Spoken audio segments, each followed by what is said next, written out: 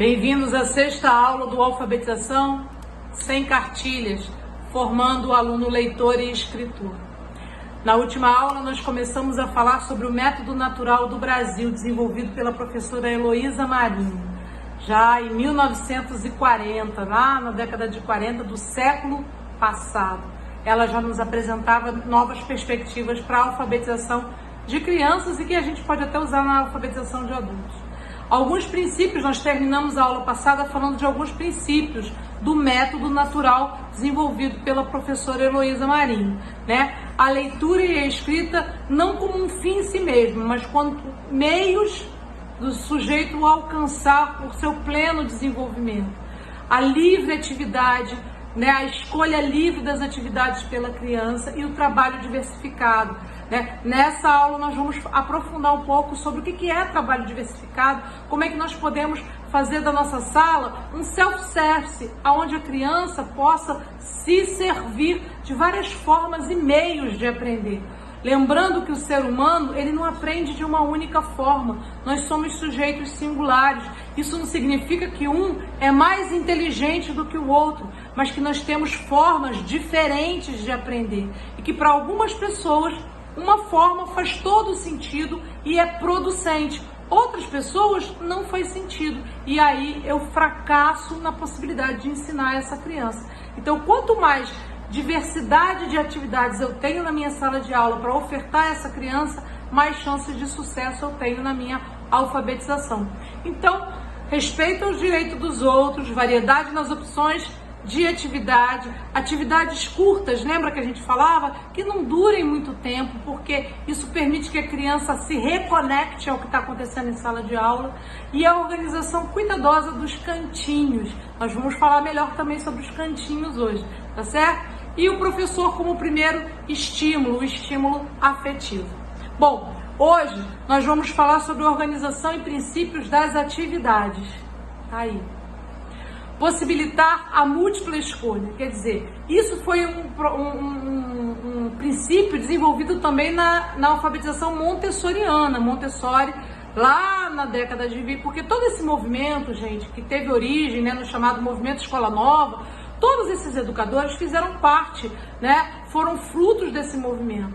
Então, né, essa questão da múltipla escolha da criança poder escolher o que vai, por onde vai começar, com o compromisso, é claro, de terminar, com a responsabilidade de fazer, mas com a opção de escolha. Eu estou falando de formar um cidadão que vai ter que fazer escolhas a vida inteira, né? Então algumas pessoas dizem assim, não, as crianças têm que aprender a obedecer. Você forma uma criança assim, você forma um cidadão que só obedece, que não pensa, que não reflete, que não questiona.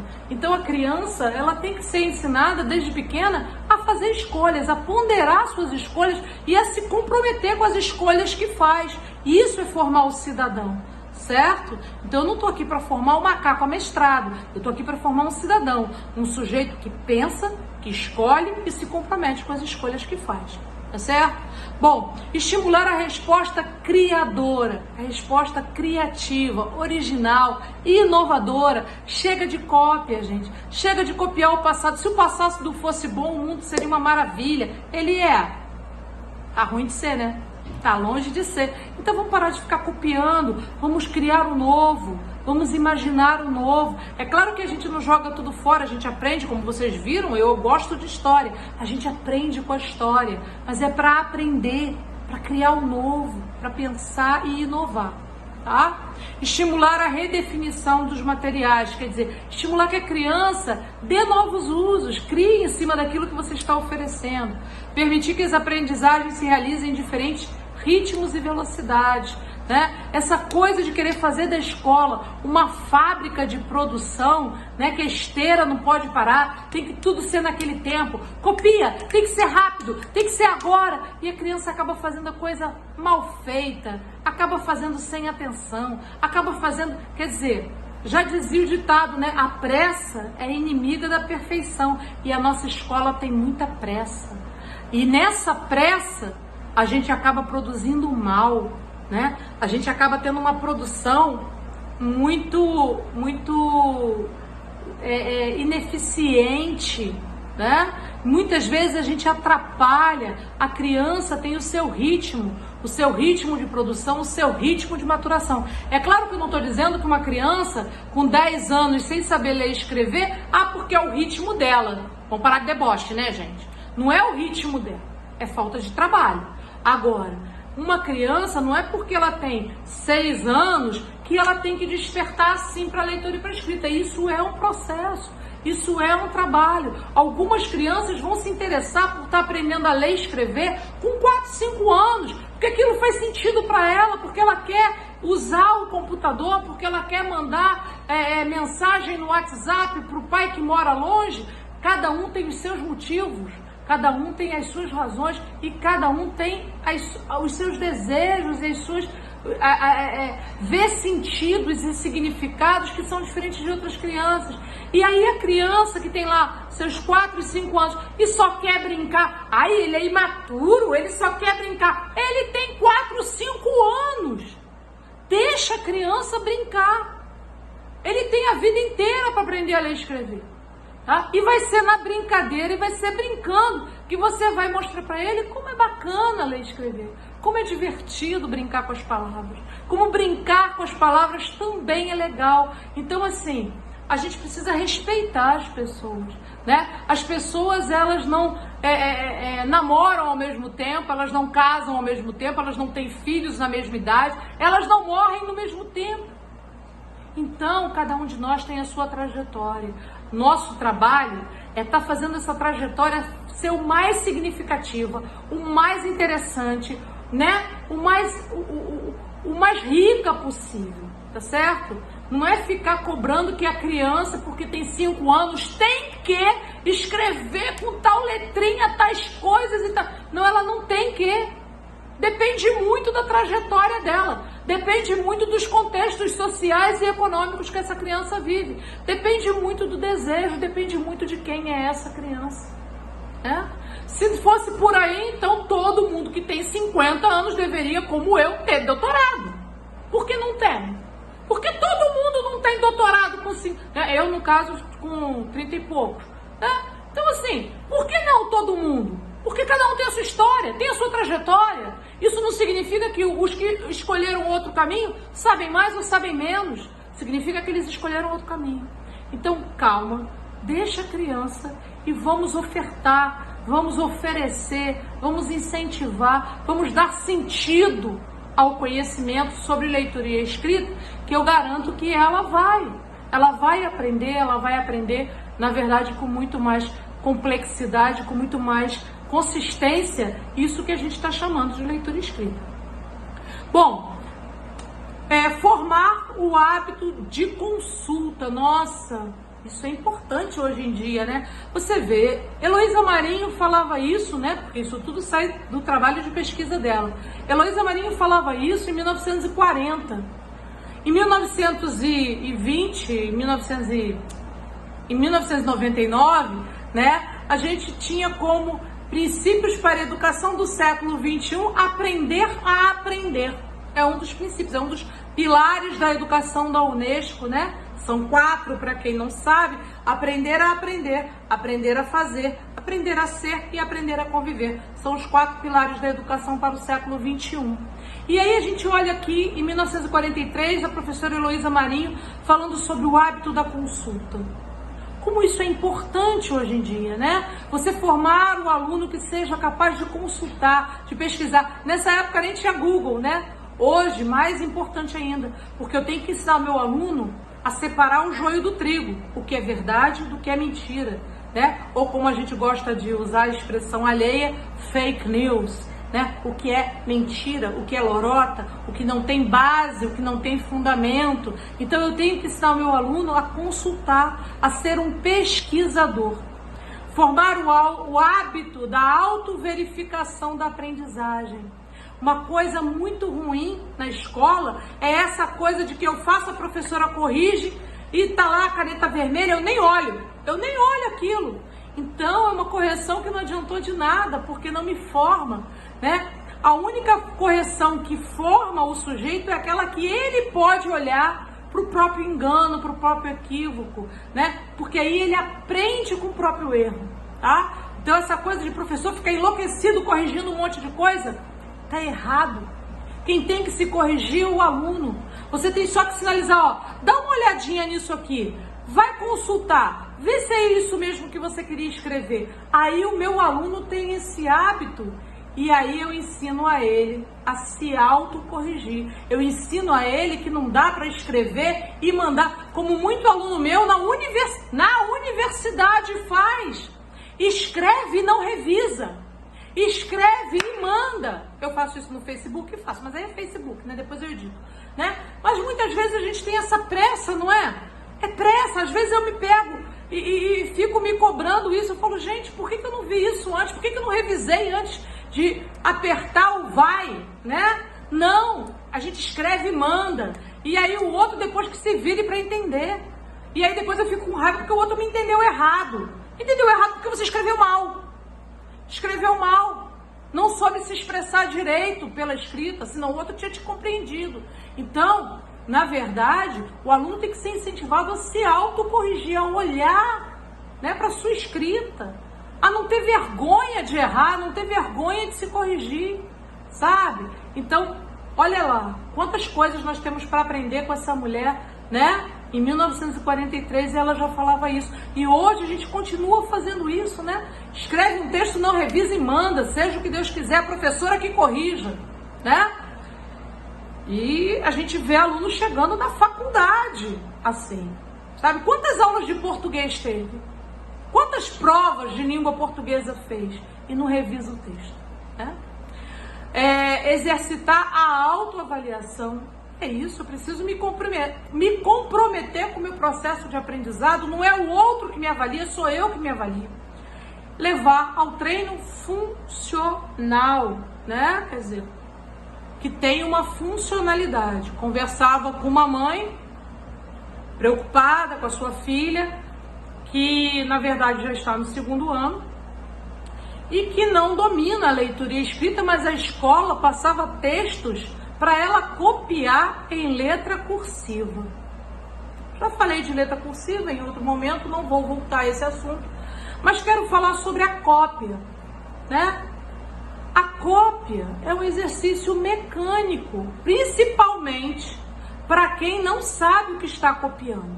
Então, por exemplo, se você quiser aprender russo, não adianta você pegar um texto em russo e copiar. No final da cópia, você vai perceber que você sabe tanto russo quanto sabia antes de começar a cópia. Então você vai encher um papel cheio de russo, com aquela letrinha ao contrário que o russo tem. E eu tô falando russo, mas pode ser qualquer língua, gente. Qualquer língua que você não domine. Alemão, né? Sei lá, tcheco, eu não faço a menor ideia que língua é essa, né? Como é que fala, como é que escreve, né? Mas eu sei que se eu pegar um texto disso para copiar, sem entender o que eu estou copiando, no final dessa cópia eu vou saber tanto dessa língua quanto eu sabia antes, porque a cópia não me ensina a ler e a escrever língua nenhuma, e também não ensina a ler e escrever português. Então, por favor, não confundam as coisas, sabe? É possível usar, mas a minha filha morre de vontade de usar a letra de mãozinha dada. Ótimo! Então você vai comprar uma caligrafia, ela tem vontade, ela tem o desejo, é uma coisa que ela quer. Parabéns para ela. Eu tive uma aluna, para vocês entenderem meu ponto de vista, eu tive uma aluna na educação de jovens e adultos que ela era louca para escrever o nome dela de mãozinha dada, como ela dizia, né? Porque ela achava aquilo bonito, era uma questão de identidade, era uma questão de valor social. Então, o que eu fiz? Eu fui para casa, imprimi em pauta, com pauta dupla, o nome dela numa fonte que chama Mamãe que Nos Faz, que é uma fonte que tem no computador, que é a letra cursiva. Imprimi e dei para ela o nome dela completo em letra cursiva. E falei, você pode ir para casa. E aquele momento que você estiver lá vendo o Faustão, fazendo qualquer coisa que é nada, né? Você senta e vai fazendo, vai cobrindo aqui as letrinhas e vai escrevendo. Sabe por quê? Porque eu não posso perder o meu tempo precioso de escola com você fazendo isso. Porque o tempo que você tem comigo é para eu ensinar você a ler e a escrever, de fato. E isso é um trabalho complexo, isso é um trabalho que leva tempo. Então, treino funcional, treino motor, é uma coisa que não precisa de professor, é uma coisa que qualquer um pode fazer sozinho em casa, certo? Porque, como a palavra diz, é só treino, tá certo? Então não vamos perder tempo de escola com isso. A escola está aqui para ensinar o cara a pegar um livro aqui, abrir, ler, compreender o que leu, interpretar, ser capaz de fazer um resumo, ser capaz de contar essa história. É para isso que escola e professor serve. Para fazer treino motor não precisa, tá certo? Isso faz com a televisão ligada, é treino motor, não tem trabalho cognitivo nisso, tá certo? Bom,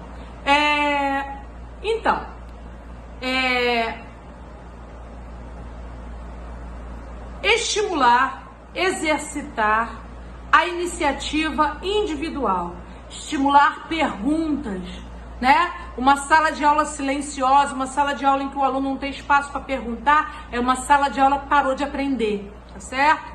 Estimular a discussão, a reflexão, permitir o trabalho individual e em grupo, né? Como é difícil, né? Olha lá o pilar da Unesco, aprender a conviver, né? Pois é, e aí você tem adultos que não sabem trabalhar em grupo, que não sabem se organizar, ouvir o outro, respeitar o outro e trabalhar em grupo. Trabalhar em grupo é um desafio, gente. Trabalhar em grupo é muito difícil. Eu sei que é, mas é um exercício porque nós vivemos em sociedade, né? E a maior parte dos nossos trabalhos é em grupo, tá? Estimular o exercício e atitudes sociais democráticas, meu Deus! Que bacana, né? 1943. Eu vou sempre falar essa data para que vocês fiquem com isso na cabeça. Que o Brasil já teve uma produção intelectual, cultural, que a gente já apontava para isso em 1943. Formar o hábito de estudo independente, exercitar a responsabilidade, como está fazendo falta hoje em dia a crianças e a adultos, né? Nessa pandemia, se tem uma coisa que nós aprendemos é como faz falta pessoas adultas responsáveis, não é? Que se importem com o coletivo. Permitir adequar o trabalho ao nível de cada criança. Isso o trabalho diversificado também permite. Porque não adianta eu dar um trabalho para uma criança que está muito aquém ou muito além da capacidade dessa criança fazer. Eu só vou produzir frustração, né? Tédio, e aí eu vou ter um problema, porque essas crianças vão me dar trabalho. Levar a criança, eu acho isso fantástico. Eu já falei que foi em 1943? Já, né? Já falei. Levar a criança ao acerto. Trabalhar para que essa criança acerte, para que ela conquiste, para que ela tenha sucesso. Às vezes parece que a escola e o professor está lá contra a criança, apostando no erro, só sinalizando o defeito. Eu tenho que fazer um trabalho que eu aposte no acerto da criança. Se eu dou um trabalho muito além da capacidade dessa criança fazer, eu estou apostando no erro. Então eu estou querendo humilhar esse sujeito, não estou querendo ensinar ele. Então eu tenho que dar um trabalho que eu sei que meu aluno vai dar conta de fazer, passinho por passinho. Despacito. É isso mesmo, passinho a passinho. Eu vou possibilitando que essa criança avance e que ela se sinta segura, confortável, que ela tenha confiança para avançar. Quando eu só trabalho contra o aluno, tá errado, tá errado, tá errado. Eu vou minando a fé dessa criança na possibilidade dela mesma aprender. Ela se acha incapaz de aprender. E aí, cada vez ela vai ficando, quer dizer, eu vou, o que nós costumamos dizer, produzindo uma profecia autorrealizável. Eu tanto aposto no fracasso do aluno, eu tanto trabalho pelo fracasso do aluno, que ele fracassa mesmo. Então, vamos trabalhar pelo sucesso dos nossos alunos, porque o fracasso ou o sucesso do meu aluno é o meu sucesso, é o meu fracasso, tá? Não é só, porque a família, porque... O sucesso e o fracasso do meu aluno também é responsabilidade minha, também é responsabilidade minha. Corresponder às necessidades vitais da criança e manter o interesse na atividade. É fácil?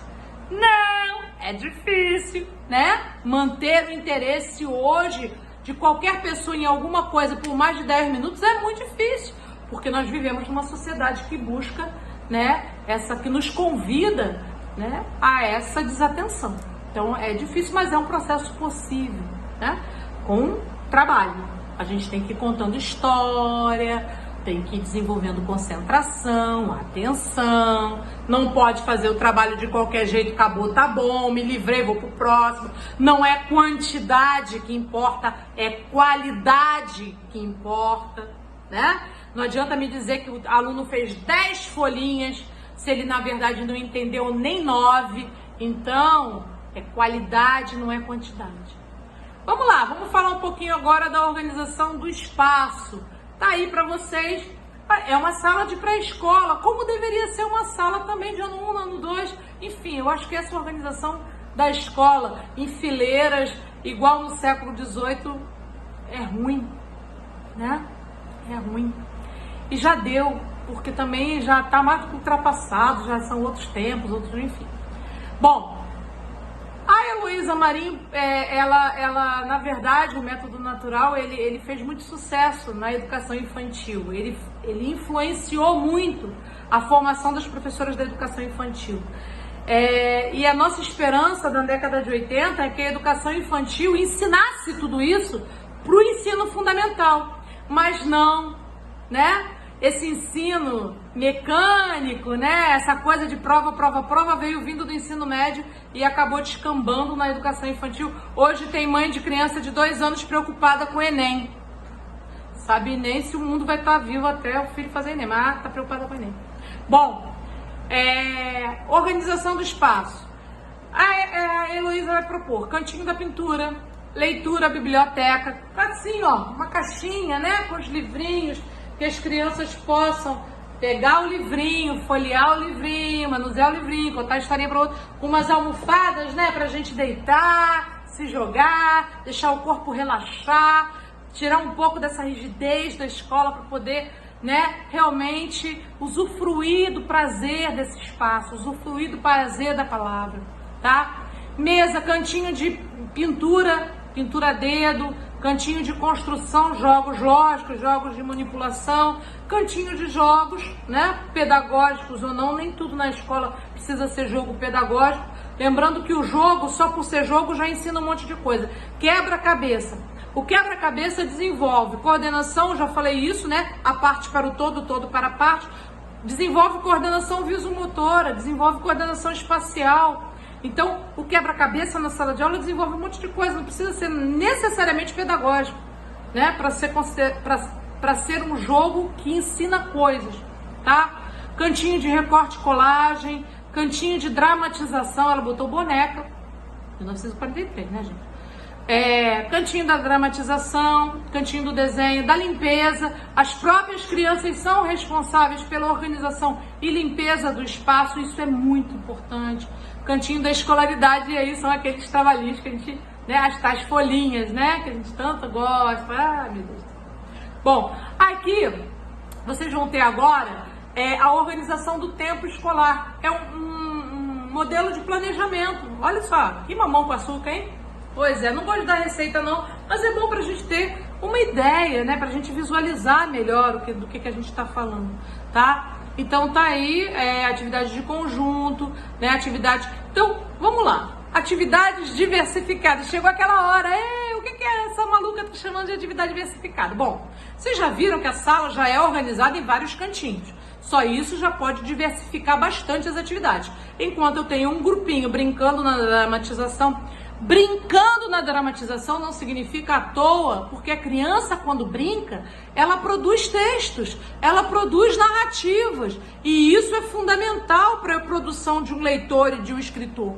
Se eu tiro esse espaço da criança, eu vou empobrecendo a capacidade narrativa dessa criança. Então, um cantinho de leitura, que a criança possa ter acesso direto aos livros, né? Então, só esses cantinhos, o cantinho de jogos, que ela possa escolher um jogo livre e brincar com...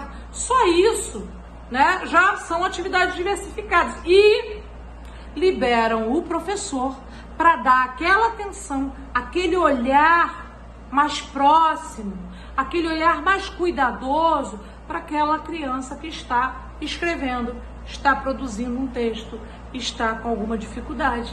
né? As outras estão produzindo, elas não estão à toa, elas estão em cantinhos temáticos que convidam elas a determinadas atividades. E me libero para poder olhar de perto, para poder estar mais próxima, para desenvolver alguma atividade específica com um grupo de crianças, tá certo?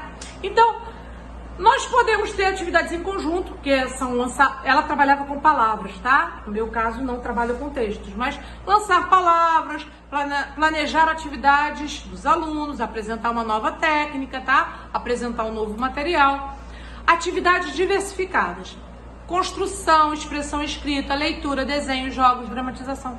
2 horas, tá? Então a criança escolhe e ela vai se movendo nesse espaço. Eu posso, como professora, nos jogos hoje, eu tenho alguns desafios. Eu tenho lá atividades de cruzadinha com palavras que a gente trabalhou no projeto.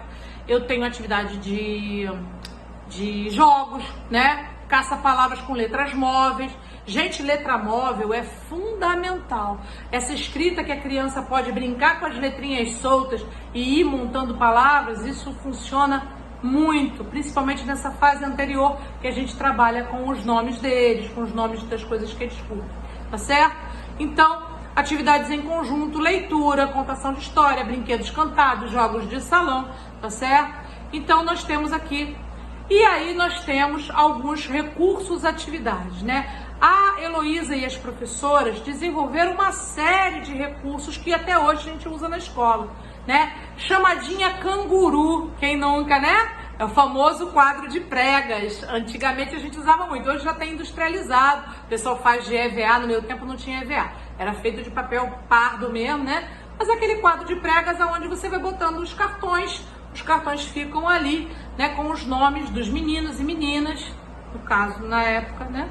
E aí você tem quadro de pregas, esse mesmo quadro de vários tamanhos para que a criança possa manusear, tá? Na composição de frases, então elas vão ter palavras que elas podem, né, ir montando e tentando ler a frase que constrói. A famosa janelinha do tempo, professora de educação infantil cantou muito, a janelinha abre, a janelinha fecha, calendário, né? Galeria do autorretrato, cada dia um menino ou uma menina se autodesenha e escreve seus nomes. Vocabulário de apoio, palavras diversificadas. O contraste, isso é importante. O contraste separa, a semelhança confunde. Efeitos de camuflagem, um conceito lá da Gestalt. Observa aqui no cantinho. O professor gosta muito de usar esse tipo de letrinha. Observa como que para quem não tem familiaridade com essa letra, como é difícil olhar esse tipo de letra, como é mais fácil olhar esse tipo de letra, por exemplo. Percebem a diferença? É claro que a criança, há algum tempo, ela vai ter que lidar com todos os tipos de letra. Para isso a gente vai trabalhar com revistas, jornais, com rótulos, né, com muita coisa, para ela perceber que as letras têm várias formas, têm várias possibilidades. Mas na fase inicial da escrita, eu preciso fazer com que essa criança perceba as diferenças. Então, palavras iguais como bolo, bola, né, bala, escritas com uma letra que é muito semelhante, mais dificulta a leitura da criança do que facilita, tá? Então, trabalhar com um alfabeto que é naturalmente diversificado, diferente, que cada letra tem o seu formato, facilita a percepção visual da criança, tá certo? Então, vamos nos colocar no lugar do outro que está aprendendo, tá? Então, aquilo que, lembra que eu falei? Aquilo que parece fácil para você pode ser muito difícil para o outro, tá certo? Então, palavras, semelhança, vamos guardar isso. A semelhança confunde, o contraste separa, tá certo? Pré-livro, pequena história escrita com todos os sons. Visor fonético, jogo de cartões que combina imagens, letras, palavras. Isso você tem até jogo já industrializado, né? A letra, a palavra, a imagem. Criança pode brincar com esse quebra-cabeça à vontade na sala de aula. Cartão relâmpago, fichas com desenhos simples, mnemônicos, organizados em ordem alfabética. Trilhos, correlação, conjunto de figuras e conjunto de palavras. Então, claro que nessa época ela trabalhava muito com essa ideia. Lembra da Gestalt? o ídeo visual, né? Então, a palavra e a imagem. Por quê? Porque a criança já está lendo a palavra. E ela já está lendo a imagem. Ela lê a imagem e lê a palavra. Ela lê o todo, tá certo? Isso é uma informação a mais para a criança usar. Ela já está lendo? Não. Mas é uma informação a mais que a criança pode usar para começar a ler, tá? Preguicinha, palavras encobertas que se descobre aos poucos para a leitura bem devagarinho, né? A criança gosta. Lembra que a gente tem um envelope e vai... Primeira letra, é o A e o N. Então é Andréia. Não, pode ser Andressa, pode ser Anderson. E aí a gente vai letra a letra, separando e mostrando para a criança tentar perceber. E nisso ela vai percebendo que alguns nomes têm começos parecidos. Andréia, Anderson, Andressa, né? Ela vai começando a ter essa percepção também auditiva, tá certo? Caçar vogais em uma palavra, caçar consoantes. A gente pode usar os próprios cartões com os nomes deles para fazer esse tipo de atividade, tá? Bloquinhos de sons. Cada criança faz seu desenho de várias figuras que possuem o mesmo som inicial. Exemplo, gato, né? Então eu tenho um bloquinho de sons. Eu só falo o som e a criança desenha de acordo com aquele som, tá? Então, galinha, gaveta, e a professora cola as palavras abaixo do desenho. Cadernos de sons individual de referência de cada criança, tá? Bom, já estamos com 31 minutos, vou ter que parar por aqui, porque é muita coisa.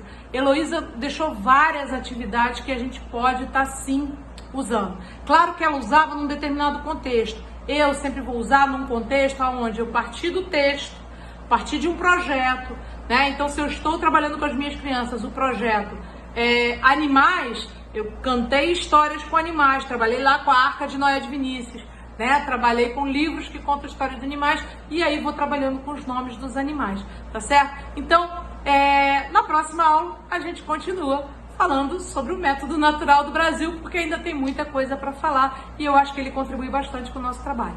Então, quem gostou, deixa seu joinha aí pra mim, né, gente? Pelo amor de Deus, deixa o joinha aí e compartilhem com as colegas, tá bom? Um abraço e até a próxima.